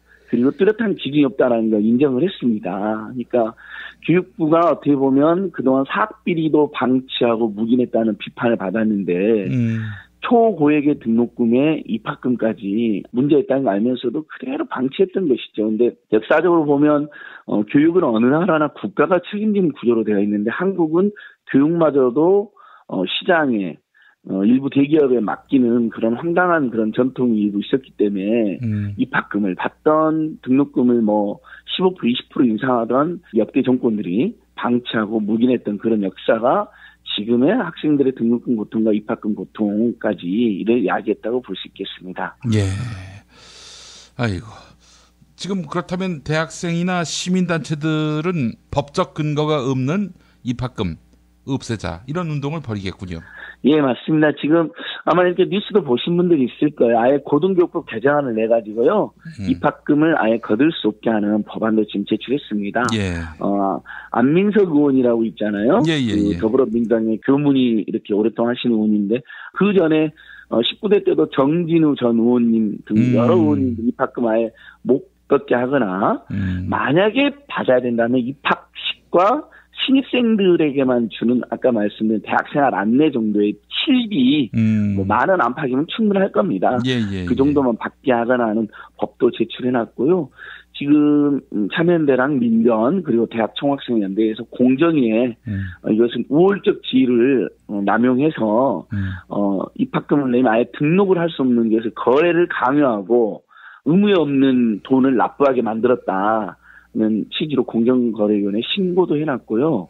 그 다음에 곧 있으면 이제 학생들 각 대학마다 100명, 200명 이상씩 옹고를 지금 모으고 있는데 입학금 반환 청구 소송도 하려고 합니다. 그 소송이 될까 이렇게 생각하시는 분들도 있겠지만 법적 근거가 거의 없고 그 다음에 합리적이고 뚜렷한 상정 근거도 없고 심지어는 그렇게 걷어서 지출하는 것도 없습니다. 왜냐하면 다시 한번 말하면 신입생들에게 쓸 돈이 없잖아요. 등록금에 다 포함되어 있잖아요. 이미 원서에 다 포함되어 있고. 예. 유일하게 신입생들이 쓰는 건 아까 말씀드린 것처럼 입학식 비용 1, 그 다음에 대학생활 안내 이렇게 주는 거 이런 거 정도거든요. 그러니까 아마 법원에서 합리적인 판단을 해줄 거라고 생각하고 지난주에 제가 소개했던 것처럼 그 사학비리 대명사 상지대 김문기 들고 갔다는 수원도 이인수 적립금만 한 4천억 쌓아놓고 학생들 완전히 그 사학비리 저지르고 각종 부정부패 저지르고 교육환경 개선에는 돈을 하나도 안 써가지고 수원대학교가 또 뭐로 유명해졌냐면요. 학생들이 역사상 최초로 등록금 환불 소송이라는 걸 했는데 학생들이 승소했습니다. 청취자들 중에 처음 들어오신 분들 있을 거예요. 놀라실 거예요. 아니 등록금 환불 소송을 승소로 해. 얼마나 엉망이었으면 법원에서 1인당 90만 원을 지급을 하고 했습니다. 그래서 지금 항소심이 진행 중에 있거든요. 그러니까 굉장히 기념비적인 소송입니다. 비싼 등록금 받아서 학생들에게 제대로 교육 환경에 투자하지 않고 학생들이 쾌적하고 정말 합리적인 조건에서 공부할 수 없는 조건이 되면 등록금도 반환이라는 판결도 이미 나왔거든요. 그래서 아마 그 등록금 판결에서 입학금도 매우 부당한 거라고 결정이 나지 않을까 이제 제가 기대를 하면서 곧 그 소송도 공익소송으로 제기할 예정이 있습니다. 예. 자, 처장님, 지금 반값 등록금 이거는 예. 어떻게 됐습니까? 뭐 기왕 나온 김에 그 이야기도 한번 해보죠. 경제민주화 사기 사건은 뭐 널리 알려져 있는 거잖아요. 박근혜 정권이 당선되자마자 공약 폐기한 뭐 동서고금을 들어서 유일한 정권이라는 평가를 받는데 예. 반값 등록금은 2011년도에 그 대학생들과 국민들의 열심히 그런 활동이나 투쟁을 통해서 2012년부터 반값 등록금이 서울시립대처럼 딱 된 건 아니고 국가장학금이라는 형식으로 지급되고 있는데 실제 매학기 등록하는 대학생 한 45% 정도만 그것도 소득분에 따라서 차등으로 그래서 1분, 2분이 저소득분위 학생들은 뭐 520만 원까지 1년에 받고 있지만 대부분의 서민 중산층들은 4분, 5분, 6분이 가면 100만 원 안팎밖에 주질 않습니다. 국가장학금은. 예. 그래놓고 반값 등록금 완성했다고 박근혜 정권이 전철, 버스 이런 데 막 스티커라든지 전광판을 홍보를 했어요. 작년 말에. 교육부가 반값 등록 완성했다고 보도자를 내고 그래서 전국의 대학생 학부모들의 조롱의 대상이 된 적이 있습니다. 그러니까 공약을 안 지킬 뿐만 아니라 안 지킨 공약을 지켰다고 거짓말까지 하는 대담함과 뻔뻔함을 보여주었던 것이죠. 그래서 뭐 대학생 학부모들한테 물어보면 반값 등록금 체감하지 못한다는 분이 대부분입니다. 물론 이제 예전에 아예 국가장학금 없던 시절보다는 나아졌죠. 그래서 우리가 하나씩 진전이 되고 있는 건 사실이지만 실제 그 공약은 제대로 이행되지 않았다. 이렇게 다들 평가하고 있고 저희도 계속 박원순 서울시장의 또는 최문순 강원도지사의 강원도립대, 서울시립대는 지금 강원도립대는 거의 무상교에 가깝게 가고 있고요. 서울시립대 아까 말씀드린 것처럼 인문계열 102만 원으로 고지사상의 등록금이 소득분위에 상관없이 왜냐하면 부모가 부자이지만 대학생이 부자인 건 아니니까 일부 대학생이 나더라도 그래서 전부 다 반값으로 해가지고 거기에다 저소득 등록 국가장학금을 더 받아서 서울시립대 학생들 상당수도 무상교육 비슷하게 국가의 지원을 받고 있거든요. 그렇게 해서 경제적 능력과 상관없이 균등하게 교육을 받고 사회로 나가는 출발선을 공정하게 해주는 그런 원래 교육 이념에 현재 충실한 대학은 서울시립대 그리고 강원도립대 정도밖에 없다. 예. 근데 이미 사실은 카이스트라든지 뭐 육사라든지 경찰대라든지 이런 특수목적 국공립대학도 다 무상교육을 하고 있잖아요. 예. 그 사람한테만 무상교육을 해줄 게 아니라 이제는 대학생 전체에게 무상교육을 해서 열심히 공부해서 사회 나가서 국가 발전과 사회 발전, 국민 행복에 기여할 수 있는 선순환 구조를 만들자라는 여론도 확산되고 있습니다. 물론 이제 재정상의 문제가 있기 때문에 먼저 반값 등록금부터 하자 이렇게 했던 건데 박근혜 정권은 그걸 약속해놓고 대학교 앞에 뭐 반값 등록금 실현하겠다 현수막 엄청 붙였었거든요. 대선 때. 네, 그 역시 사기 사건이 되고 있다 이렇게 지적받고 있는데 반값 등록금 조금 복잡하니까 나중에 예산이 얼마나 되고 왜 문제가 되고 지금 성적 기준이라든지 소득 기준 이런 것 때문에 아예 탈락하는 사람이 굉장히 많거든요. 그래서 그건 따로 한번 굉장히 큰 이슈였으니까 300만 대학생들이 그 가족들까지 하면 국민 1000만 명이 영향을 받는 이슈거든요. 최소한. 예. 따로 한번 심층적으로 한번 다뤄보면 좋을 것 같습니다. 예. 사실 그 대학생들에게 학자금 부담을 줄여주는 거, 그거는 뭐 돈을 허비하는 게 아니라 국가 미래를 위해서 투자하는 거라고 생각하면은 좋을 텐데 뭐 그런 인식 자체가 없는 정부다 보니까 예. 그러니까요. 예. 유럽의 나라들이 대한민국보다 가난한 나라들 많아요. 그쪽에서도. 근데 다 무상교육을 하는 이유가 이건 가장 남는 장사이고 투자이다. 이런 생각도 있어요. 예. 왜냐하면 학생들이 열심히 공부해가지고 사회에 나가는 학생들이 열심히 돈을 벌면 세금도 많이 내고 사회 참여나 자원봉사 기부도 많이 하는 거로 되어 있거든요. 예. 우리는 그냥 선순환 구조가 아니라 대한민국이 나한테 해준 게 뭐 있어. 1등만 기억하는 더러운 세상이라는 악순환 구조로 되어 있잖아요. 그래서 이제는 교육만큼 국가가 챙겨야 된다 이렇게 보는데 뭐 아시다시피 박근혜 정권은 공공 서비스도 민영화하려고 하고 전 세계가 폐기하고 있는 신자유주의를 오히려 가속하려고 하니까 교육마저도 시장에 맡기고 사학비리가 넘쳐도 그걸 방치 조장하는 그런 최악의 정권이 아닌가 싶습니다. 예. 아이고 참 이야기를 듣다 보니 씁쓸합니다. 예, 우리 대학생들 젊은이들 정부를 잘못 만나서 지금 사실 뭐 학자금 문제뿐만 아니라 이 전쟁 위기가 고조되고 있는데 군대 간 젊은이들은 또 전쟁 나면은 바로 그렇죠. 그 군복무도 18개월까지 단축하러 노무현 정부에 추진됐는데 MB 정부 박근혜 정부 만나서 그것도 추진 안 되고 있죠. 예. 뭐 군인들의 뭐 인권이라는 처우도 여전히 열악하죠. 그다음에 군인들이나 부모님도 얼마나 불안합니까? 한판 붙을까봐. 예, 예. 요즘 박근혜 대통령 말 들어보면 뭐 곧 전쟁도 할 것처럼 이야기하잖아요. 예, 그래서 예, 예. 저희가 한편으로는 교육비, 뭐 입학금, 뭐 이런 것 굉장히 중요하지만 한편으로는 남북한의 평화 이 부분에 대해서도 시민사회단체들도 지금 굉장히 적극적으로 대응을 해야 된다 이렇게 생각하고 있습니다. 예, 알겠습니다. 안진걸 참여연대 공동사무처장님 말씀 잘 들었습니다. 고맙습니다. 예, 고맙습니다. 운전자를 위한 꿀팁 7,000원 운전자 보험 카페. 알고 계세요? 교통사고가 나면 형사합의금, 벌금, 변호사 비용 이거 자동차 보험에서는 보장 못해요. 운전자 상해까지도 책임져드리는 7,000원 운전자 보험 카페. 버스, 택시, 트럭 등 영업용 차량 운전자를 위한 12,500원 운전자 보험 카페도 있습니다. 실손, 부모님 건강, 자녀 보험도 안내해드립니다. 02849-9730 연중 무휴라 언제든 02849-9730. 건강식품의 지존 전복을 택한다면 100% 완도에서 잡은 와우 전복. 네이버에서 와우 전복을 찾으세요. 010-2443-0818. 한우 사고를 집어넣고 24시간 팔팔 끓인 곰탕, 연지연 곰탕. 어린이부터 노인까지 누구나 좋아하는 건강식 연지연 곰탕. 택배로 신청하시려면 010-7252-1114.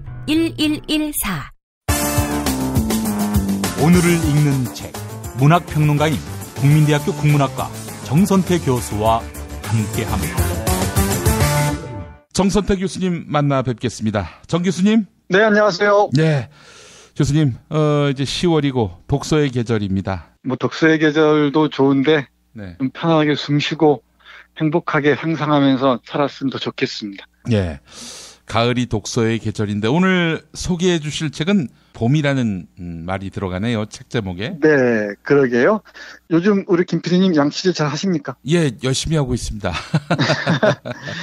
요즘 뭐 치약에 무슨 화학 물질이 들어가 있다고 그래서 논란이 되고 있는 모양이죠. 예. 저번 때는 가습기 살균제 문제 가지고 뭐라 그러더니.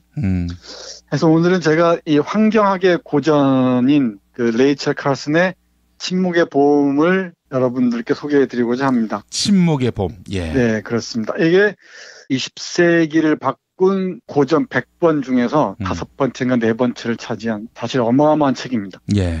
요즘은 우리가 환경 문제나 환경에 관심이 상당히 확산돼 있는 편이잖아요. 예, 예. 레이첼 칼슨이 글을 쓴 게 1962년인데 이때만 해도 냉전 체제 하에서 이 환경 문제나 핵 문제나 이런 것들은 거의 금기였던 모양입니다. 예. 근데 이때 이 레이첼 칼슨이라는 사람이 침묵의 봄을 연재하고 또 책으로 펴내면서 이 환경 문제가 전 세계적인 화두로 떠올라서 지금은 이제 거의 뭐 상식의 차원에까지 와 있죠. 예. 여기 이 침묵의 봄을 보시면 뭐 읽으신 분도 많으리라고 저는 생각합니다만은 하나의 우화로 시작합니다. 정말 아름다웠던 삶터가 있었는데 예. 새가 울고 뭐 병풍처럼 나무들이 둘러싸여 있고 정말 물고기들이 하천을 가득 메우고 이런 곳이었는데 어느 날 갑자기 마을이 사악한 주문에 걸린 듯이 퇴락하기 시작합니다. 죽음의 꽃들이 피기 시작하고요. 그다음에 어느 날 갑자기 새들이 모조리 사라지고 곤충들도 사라지고 사과나무에 꽃은 피었지만은 꿀벌들은 찾아볼 수가 없고 죽음의 동네가 된 이유가 무엇인지를 추적해 들어가는 게 이 책인데요. 예. 핵심인 즉슨 하나는 살충제.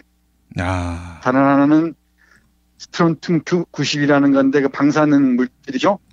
이 방사능 물질이 토양과 하수와 그리고 공기까지를 모조리 오염시켜버려서 이런 죽음의 마을을 만들어 간다는 게 이 사람 얘기입니다. 예. 제가 말씀드리고 싶은 건 이런 얘기를 했을 때 이 살충제가 우리의 자연 환경을 파괴하고 우리의 삶의 터전을 파괴하고 결국은 곤충들뿐만 아니라 새들을 몰아내면서 궁극적으로는 인간을 파괴한다는 얘기가 나왔을 때 얘기입니다.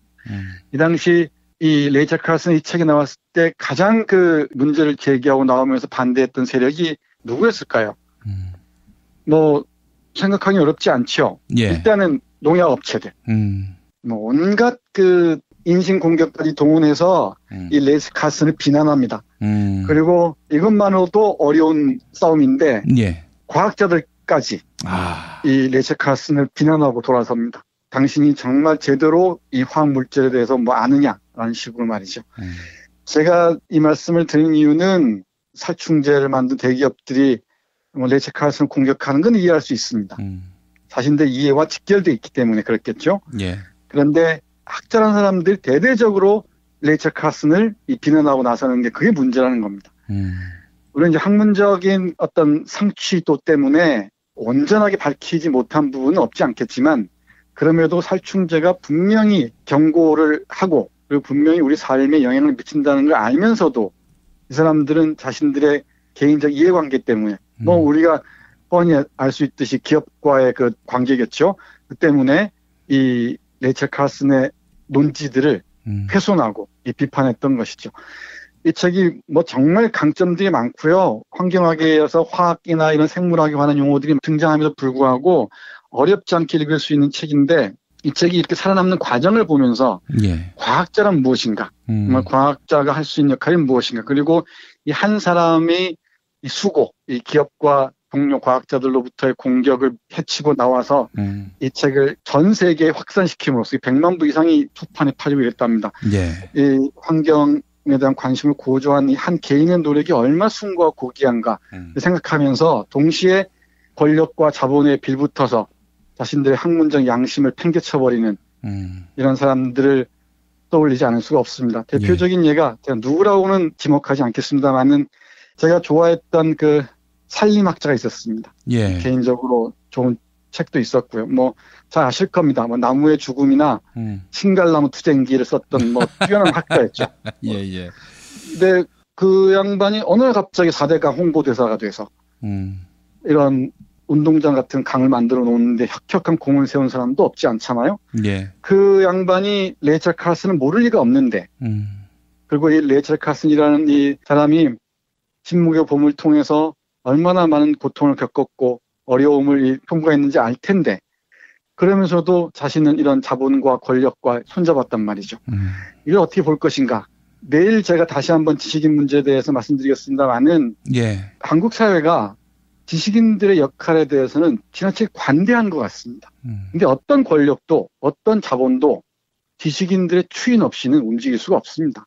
그러니까 늘 그 비판적인 눈길이 중요하죠. 그게 우리의 이 삶을 구원하는 방식일 텐데 지식인들이 점점 더 타락할수록 그리고 이 자본과 쉽게 결탁할수록 우리의 삶은 더욱더 척박해진다는 것을 사실 이 침묵의 봄을 보면서 다시 한번 생각하게 됩니다.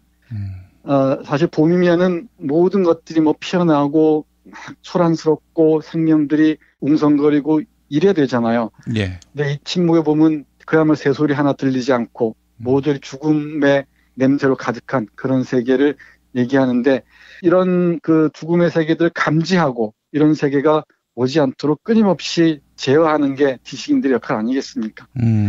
서울대학교 그 의사들의 이런 모습을 보면서 레이첼 카슨이 뭐 선뜻 되지는 않을지도 모르지만은 역시 지식인들의 역할을 관련지어서 이 레이첼 카슨 침묵의 봄이 떠오르네요. 뭐 살충제를 전혀 쓰지 않을 수도 없고 또 우리가 먹고 살려면 여러 가지 어려움들이 없지 않겠지만 사실 우리는 생명체 하나가 사라지는 것 또는 생명체 하나가 가쁜 숨을 몰아쉬는 것에서 우리 인간의 고통을 바로 감지할 수 있어야죠. 그런 점에서 제가 이 침묵의 봄에서 제가 아끼는 부분 중에 하나 읽어드리도록 하겠습니다. 예. 근육의 조절이 잘 안 되기 때문에 날거나 설 수 없음에도 불구하고 새들은 옆으로 틀어누워 계속 날개짓을 해댔다. 발톱을 오그리고 부리는 반쯤 벌린 채 힘들게 숨을 쉬고 있다. 이보다 더 불쌍한 것은 얼룩다람쥐였다. 죽음에 이른 얼룩다람쥐의 모습은 특별하다. 몸을 웅크린 채 앞발로 가슴을 잡고 있었다.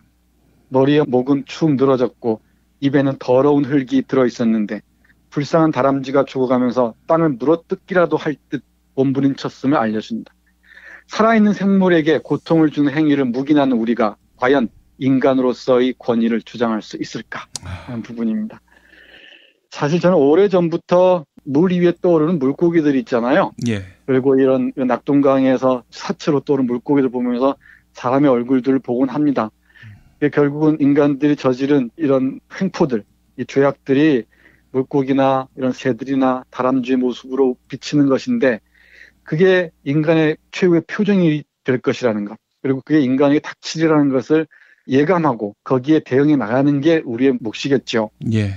네, 그런 점에서 이 레이첼 카슨의 침묵의 봄은 비단 환경학의 고전일 뿐만 아니고 이 테크놀로지가 이 고도에 이른 이런 상황에서 인간이란 무엇인가, 인간은 정말 무엇으로 사는가라는 문제를 다시 한번 돌이켜보게 한다고 얘기할 수 있겠습니다. 예.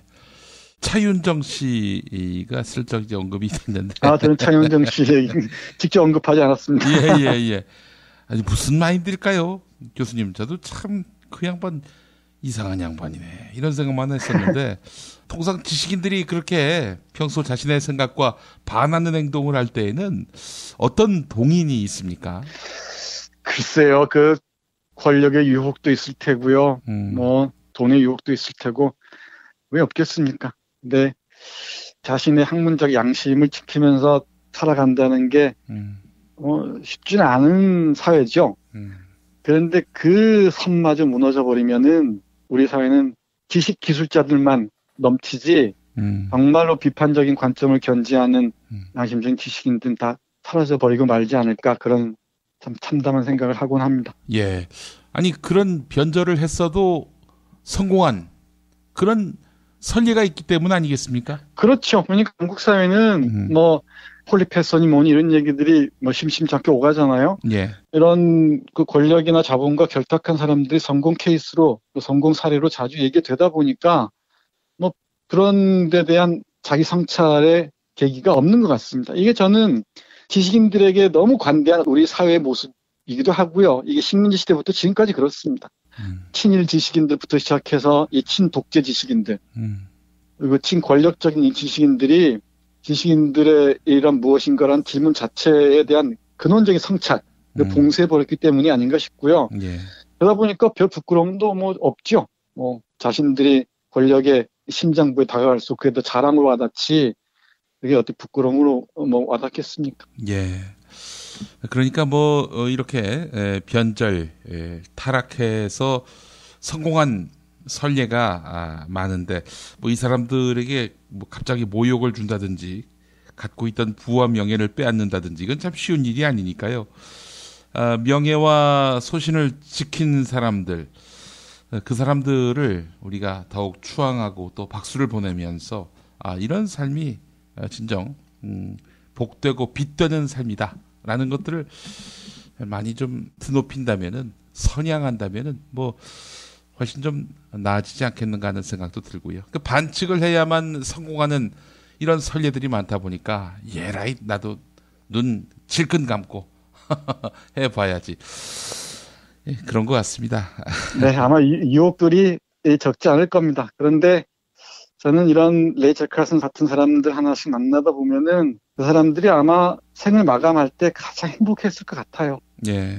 그리고 자신의 이 노력이 우리의 삶을 그나마 치명적인 상황까지 내몰지 않았다는 데서 오는 그 감사함이나 고마움이 이 사람의 마지막 순간들을 화려하게 아름답게 이렇게 빛내주지 않았을까 생각하면서 예. 조금씩 그 유혹을 이겨나가야 되지 않을까 싶네요. 예, 알겠습니다. 교수님 오늘도 말씀 잘 들었습니다. 네, 고맙습니다. 네, 지금까지 정선태 교수님과 함께했습니다. 저희 엄마의 삶을 제가 바로 알지 못했어요. 어머니께 제가 엔딩 노트라는 거를 선물을 드리면서 어머니가 정말 삐뚤빼뚤한 글씨로 어머님의 삶을 기록하면서 그걸 이제 읽으면서 많이 울고 많이 웃고 그랬습니다. 문자당과 은빛 기획, 원혜영, 유시민, 최민희, 김미화가 함께하는 다음 스토리 펀딩 엔딩 노트 많이 참여해주세요. 여러분 부모님께 엔딩 노트를 선물해 드리는 거 이거 괜찮을 것 같아요. 참여해 주십시오. 엔딩 노트. 엔딩 노트를 어르신들께 보급할 자치단체와 복지기관을 찾습니다. 대한민국 최초, 아니 은하계 최초의 잡놈 평전, 김어준 평전. 무식하지만 의리 만빵의 엄마, 노골적인 인종차별의 격분에 개싸움을 벌인 이탈리아 현지인, 한겨울 침낭 안에서 인류애적인 사랑을 나눈 유럽 여성, 그리고 전대미문의 사기꾼 MB까지 김어준의 학교에는 참 많은 선생님이 있었죠. 자기가 언제 행복한지, 내 욕망이 뭔지, 내가 어떻게 생겨먹었는지 자기하고 대면을 해야 돼요. 그래서 내가 하고 싶은 걸 찾아야 됩니다. 누구의 눈치도 보지 말고 욕망의 주체가 돼서. 그리고 그 일을 그냥 해요. 은하계에 다시 없을 딱 한 사람 김어준. 김용민이 김어준을 9년간 관찰한 기록. 김어준 평전. 김어준 평전, 인터하우스에서 나왔습니다. 매일 일부 코너지요. 뉴스 듣기 평가 당첨자, 시사인 북스에서 협찬하는 악마기자 정의사제, 네, 선물로 보내드리고 있습니다. 젊은 시절부터 독재 권력과 목숨을 걸고 싸워온 함세웅 신부, 그리고 잘 아시죠? 정통 시사주간지 시사인의 주진우 기자가 속 시원한 현대사 콘서트를 지난 겨울에 열었습니다. 그 내용을 책으로 엮었는데요. 악마기자 정의사제. 책 제목이 악마기자 정의사제입니다. 악마기자 주진우가 묻고 함세웅 정의사제가 답하는 방식입니다.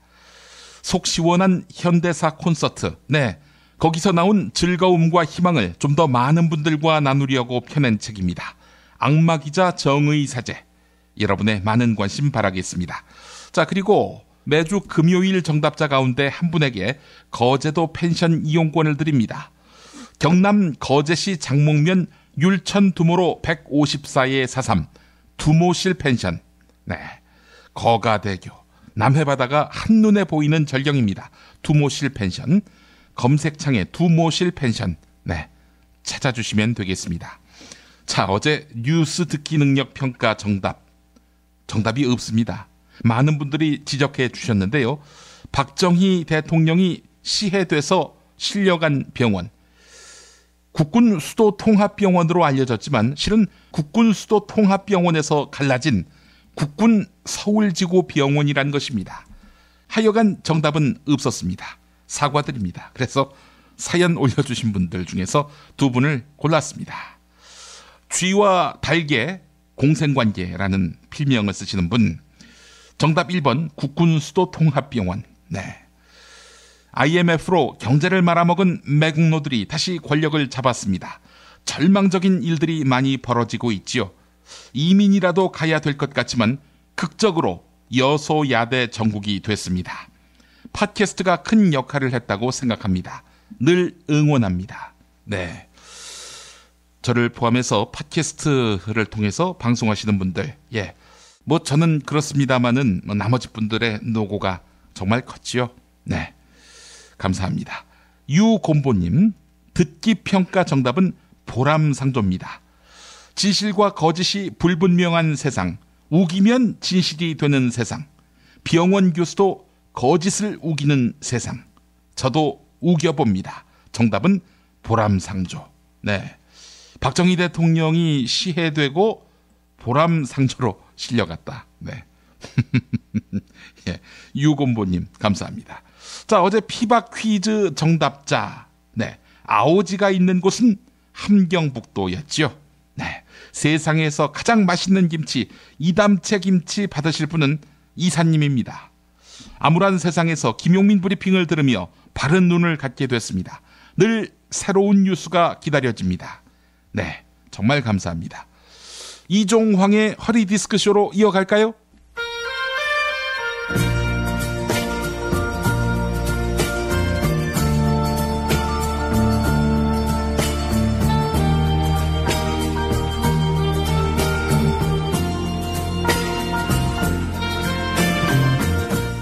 여러분 안녕하십니까? 여러분의 DJ 이종황입니다. 이종황의 허리디스크쇼, 여러분의 신청곡과 사연으로 함께하는 시간입니다. 이분 단골 애청자입니다. 쩐의 경련님. 네, 또 사연 보내오셨습니다. 이 선생님 안녕하십니까? 종북 좌파 야당이나 듣보잡 시민단체들이 저희 쩐의 경련을 해체해야 한다 이렇게 떠들고 있습니다. 저희는 해산할 생각이 전혀 없는데도 말입니다. 이건 마치 유가족이 반대하는데도 고 백남기 농민의 부검을 밀어붙이는 폐륜적인 폭력과 뭐가 다르겠습니까? 노인을 공경하기 위해 어버이연합에 용돈 꽂아드리고 문화사업 육성을 위해 미르재단과 K스포츠재단에 돈을 모아서 갖다 바친 게 도대체 뭐가 잘못이란 말입니까? 자라나는 청소년을 위해 국정역사교과서 제작에도 지원하고 이렇게 저희가 사회안녕과 공익을 위해 벌이고 있는 사업이 한두 가지가 아닌데, 아니 사회 환원을 했다고 지랄을 하면 도대체 우리 보고 뭘 하라는 겁니까? 뭐 물론 정권에 도움을 줘서 불만인 사람도 있겠지만 그렇다면 정권을 욕해야지 어떻게 힘없는 저희한테 지랄입니까? 이 선생님, 저희 쩐의 경련이 계속 목숨을 부지할 방법은 없을까요? 네, 이런 안타까운 사연을 보내오셨습니다. 사실 우리가 밥술깨나 뜨면서 살 수 있게 된 데에는 쩐의 경련 회원사, 즉 기업들이 크게 한몫한 거 아니겠습니까? 은혜를 갚진 못할 망정 토사구팽 하다니요. 쩐의 경련이란 이름처럼 경련이 일어나시겠군요. 이렇게 해보면 어떨까요? 야당이 쩐의 경련을 해체하라는 직접적인 이유가 바로 미르재단, K스포츠재단 관련 자료를 파기했다는 건데, 앞으로는 자료를 어버이연합에다가 맡겨서 파기하겠다 이렇게 약속하는 겁니다. 어르신들 폐지 파는데 쓰라고 말이죠. 이렇게 하면 어버이연합이 나서서 전경련을 사수하기 위해 뜻을 모아주지 않겠습니까? 네? 그 중요한 자료인데 파쇄기에 파쇄를 해야지 그걸 어버이연합에 넘기면 그게 만약 호떡 손잡이로 쓰여서 좌파 언론 기자 손에 들어가면 좆된다고요? 알겠습니다. 그럼 이렇게 해보면 어떨까요? 그 쩐의 경련 회장으로 MB를 모시는 겁니다. 박근혜 대통령이 MB를 족같이 보지만 대놓고 디스는 못하지요. 왜냐? 껄끄러우니까. 왜 껄끄러우냐? 뭐 대선 때 덕을 많이 보았으니까요. 그만큼 MB도 박근혜 대통령의 약점을 많이 잡고 있는 거 아니겠습니까? 그렇다면 앞으로 박근혜 대통령이 MB가 회장일 쩐의 경련에게 삥 뜯을 수도 없고, 삥 뜯으려고 하면 바로 MB가 뭐 자수전 내겠다 이렇게 공갈을 치고, 네?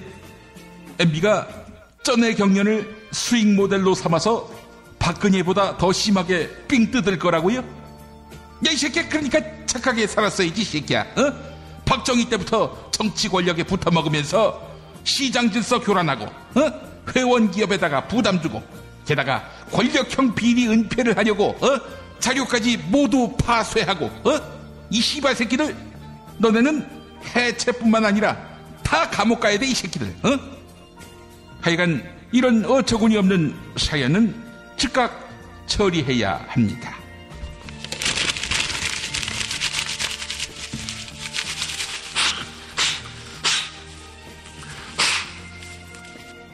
여러분의 신청곡과 사연으로 함께하는 이종황의 허리디스크쇼. 수천억, 수조원대 자산가들이지만 결국 돈의 노예가 되고만 쩐의 경련 회원들에게 이 노래를 띄워드립니다. 김정혜의 노래, 돈이 뭐길래.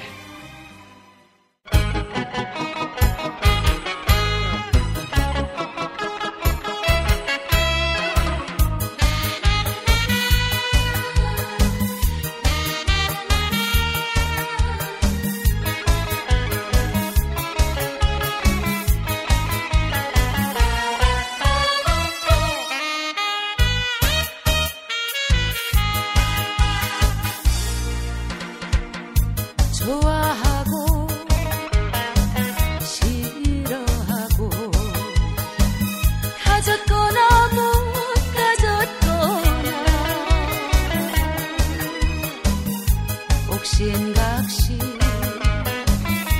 야단일세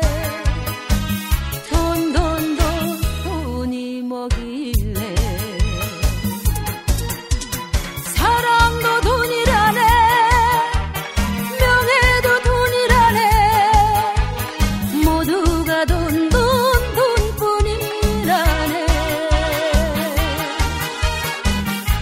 그까지 돈 때문에 죽고 사는 생살이 나도 찾아 떠나볼까나 이 세상 모든 것이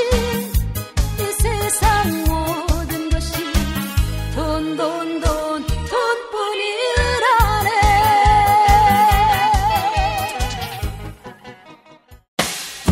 김용민 브리핑과 함께한 시간 어떠셨어요?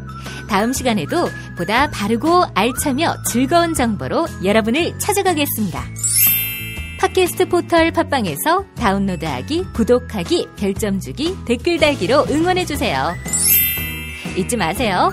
다운로드하기, 구독하기, 별점 주기, 댓글 달기.